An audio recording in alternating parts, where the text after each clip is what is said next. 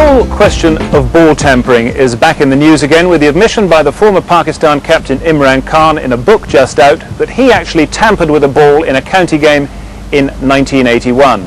Of course, it was the Pakistani tour of 1992 which brought the whole thing to a head, and it even made its way into the High Courts when Alan Lamb found himself having to defend various allegations he had made in the Daily Mirror against a writ brought by Safraz Nawaz. Now, what we can show you now is some of the vital video evidence which was actually presented to the High Court during that case.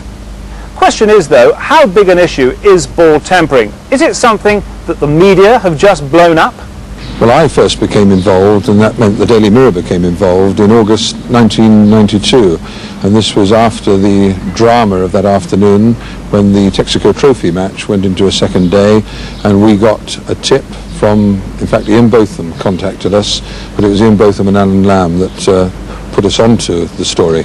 Without the media role over the last couple of years, this whole issue would have been swept under the carpet, and I think that would have been dreadfully wrong. The story need never have continued for 21 months, or maybe it should have done, because we flushed out a lot more evidence of cheating in cricket, but on that day it was badly mishandled by everyone running cricket. When I say everyone, I refer to the International Cricket Council and the Test and County Cricket Board. A lot of the problem with this whole issue, when the ball was changed here at Lord's 2 years ago now, whatever it was, a lot of the problem there was the fact that no one was prepared to admit why the ball had been changed.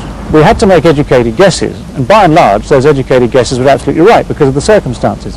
But because no one actually admitted that, then a lot of money was wasted with taking cases to court. How much money gets spent there? Immense amounts of money.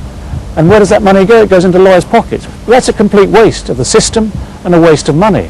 Now, had we had Lords prepared to admit, the authorities in general prepared to admit that something had happened under that regulation, the ball had been changed, and therefore the Pakistanis had been slapped on the hands as naughty boys, okay, we could accept the situation. We wouldn't have had to victimise anyone. We wouldn't have had to accuse anyone or suggest accusations to anyone.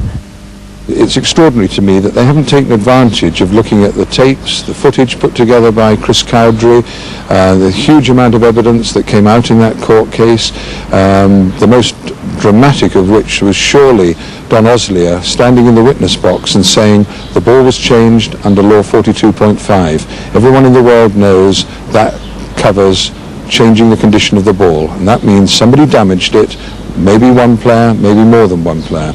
I don't know why they don't take advantage of looking at that film footage and clear up this whole issue. Oh, steady on.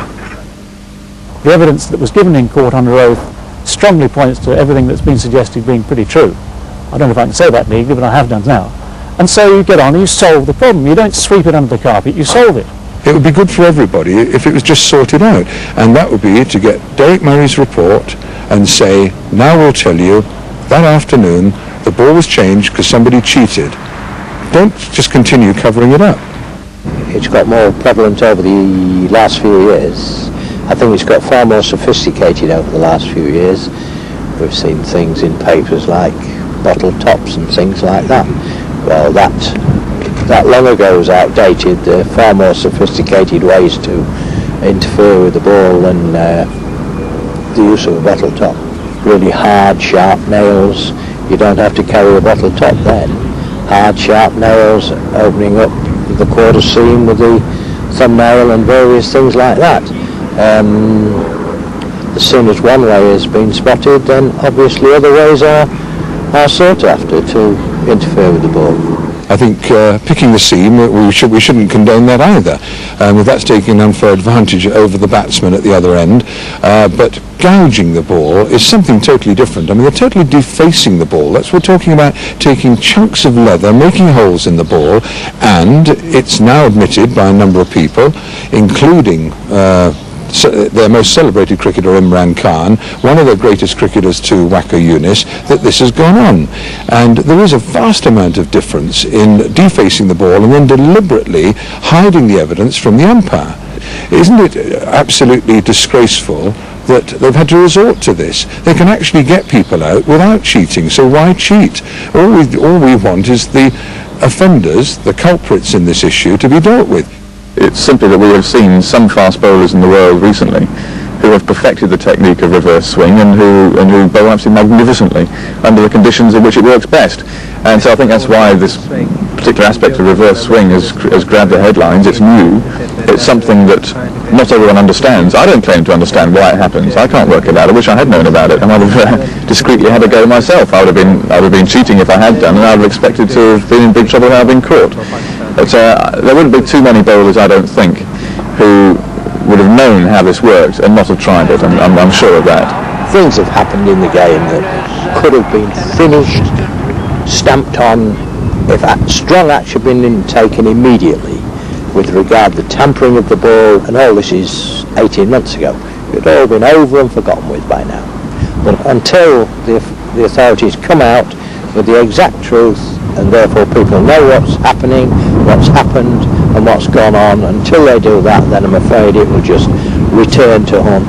There have to be grave doubts about the circumstances in which Don Osley has stopped being an umpire. He could have been kept on, and it seemed he was an embarrassment to the board. So is Alan Lamb. I mean, I can think of a lot of other players that have gone under. What is really sad is his Test career seems to have come to an end, and to be fined £5,000 for what, in the end, was telling the truth was remarkable. If they wanted to put that right, the best thing would be pay the money back to Alan Lamb, or say your fine's forgotten. Although all this evidence came from the Test series between England and Pakistan in 1992, it would be completely wrong to suggest that Pakistan are the only culprits. I've played in Leicestershire teams where the umpires have come up at an interval and said this ball has been picked, the seam has been picked, put a stop to it immediately, and we're reporting it to Lords. And people who did pick the seam knew that they were cheating when they did it. Seemed to be a bit of a hoot.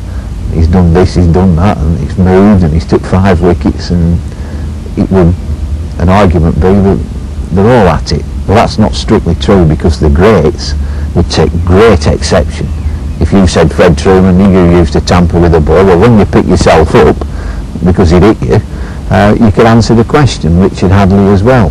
The very, very great bowlers wouldn't need to do anything.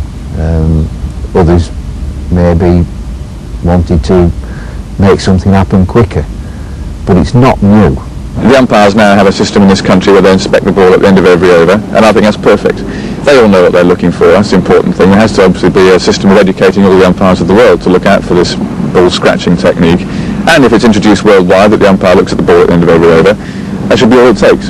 It's an issue that obviously is a very controversial one. It's been stimulated recently by the admission that Imran Khan made, but over the last year or so, in the reports that I'm seeing, no evidence of it whatsoever. And I think the players understand now that the game is to be played within the laws and the spirit of the game, and I think all over the world the players are doing the right thing.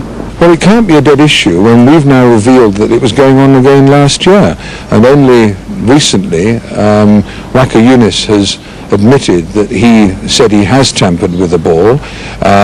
Both umpires in a match at Ilkeston last year said that the ball was damaged. Unfortunately, they failed to report it to the board, so in fairness to the board, they can only react if reports are put in, but they received balls from other games and took no action, and they do seem to be extremely wary of taking tougher action against the offenders. But it always seems to come back to the same offenders. Oh, steady on.